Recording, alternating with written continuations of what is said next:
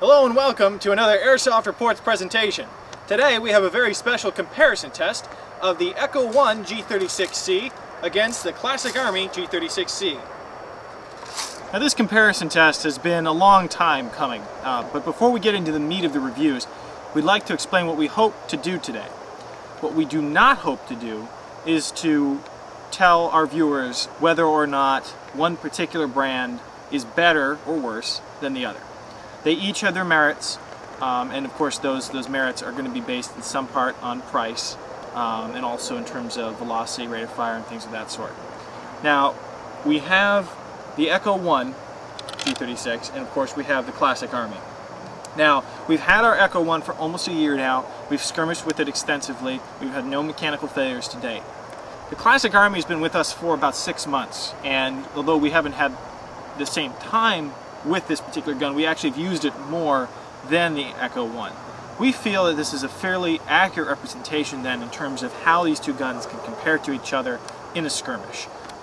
They both of course have interchangeable parts as far as magazines and things of that sort go.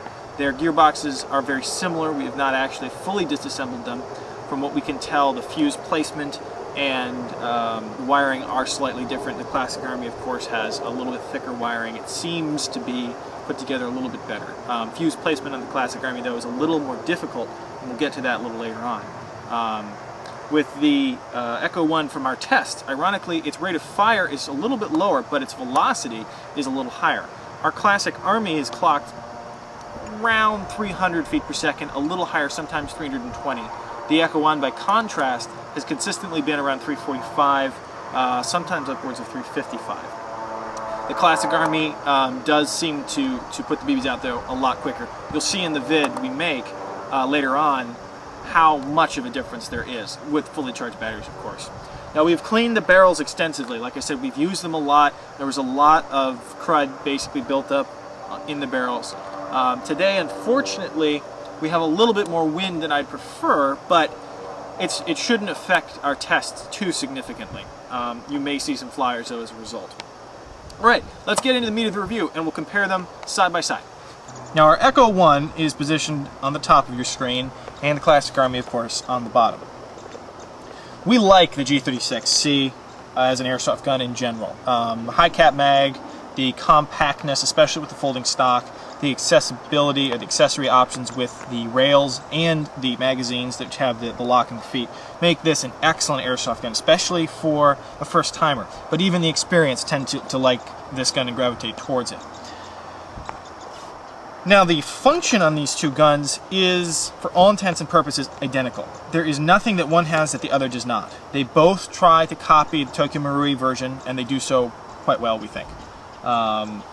But let's start with the buttstock. Interestingly enough, the rubber on the Classic Army is actually quite rough and more plasticky feeling than on the Echo 1. The Echo 1 is softer and a little more pliable. Not really an issue because you're not contending with any real kickback or anything of that sort. No recoil practically on either of them. But over time, if you're shouldering this airsoft gun a lot, this one might be the more comfortable model for you. You might notice a shine on the Echo 1, and that's really where the Echo 1 falls short as far as fit and finish goes. It's more slippery, it's more shiny. It still looks like a great gun, but you'll see that very quickly, especially as you handle it. Hand oils will polish it a little bit. We haven't noticed anything close to that on the Echo 1. From our research, the construction of the two guns is slightly different as far as the plastics used. This supposedly is a plastic with reinforced with some type of fiberglass, whereas with the Echo 1 version it appears to be just straight ABS plastic. Similar, but again you can see for yourself there is a difference in the finishes. Now as far as the folding stocks go, you'll notice here on the hinge it's identical in terms of its function. Push the button, lock it back, and of course push the button, lock it back. Nothing terribly extraordinary about that. They both function well, they're both sturdy.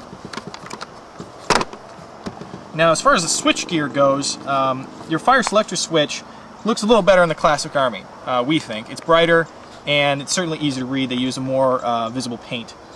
But interestingly enough, the function of the Echo 1 seems to be a little better because there is more solid click in. You may or may not be able to hear that, but there is in fact an actual noticeable click. You can hear it, you can feel it in the switch. Contrast that with the Classic Army, and you get neither a click that you can feel or hear. We've played several night games with the Classic Army, and it has posed a minor annoyance to us when in the middle of a firefight you may accidentally bump the switch and you can't tell without actually firing the gun whether you're in safety mode or full auto. Getting single fire just from feel is a little tricky. You'll get the hang of it, of course, but it is a minor annoyance. All right, moving forward, actually and above, you'll take a look at the rails. And they are, appearance-wise, identical. However, the Echo 1 version feels much more plasticky. And in fact, we believe that the rail on the Echo 1, just the rail portion, is plastic. It's a hard plastic, certainly, but we would be very surprised. We've scraped off some of the paint, and it appears to be plastic. The sights themselves are metal. There are some metal portions on the rail assembly itself, but this top portion here does appear to be plastic. Now you'll contrast that directly with the Classic Army version, and you'll notice right away that you're dealing with a metal rail. There is definitely composite in it, but it is, from what we can tell at least, metal or a much, much harder type plastic. It is quite light, so it is possible that it is simply aluminum, but we believe it's metal, though it could very well be simply harder fiber reinforced plastic. Again, the sight assembly is identical, they function the same. They both require an Allen wrench to adjust sights for your windage and, of course, for your elevation. So keep that Allen wrench handy. They both have similar charging handles and hop-up access. You, of course, have to pull the lever, the ambidextrous lever, which can go either way, back. It does not lock back to access the hop-up chamber, which hopefully you should be able to see there. It is a simple cylinder, roll up and down to adjust your hop-up. It's difficult to notice at first. We completely missed it, but there is a tiny button located inside the trigger guard, forward of the trigger, that actually is non-functioning in the airsoft version, but apparently is a bolt release in the real steel. We did not know this. Like I said, after some internet research, we discovered it. So even though it's non-functioning, it's just kind of cool to know that they decided to implement that in the Classic Army version. We were surprised then to see that Echo 1 followed suit. Unfortunately, it will not allow you to lock the bolt back. It would be very convenient if it did, but there is no way to do so that we can see. Again, minor issue, has no practical application in airsoft, aside from keeping the bolt back and allowing ease of access, but regardless, it's impressive that they decided to include such a small detail.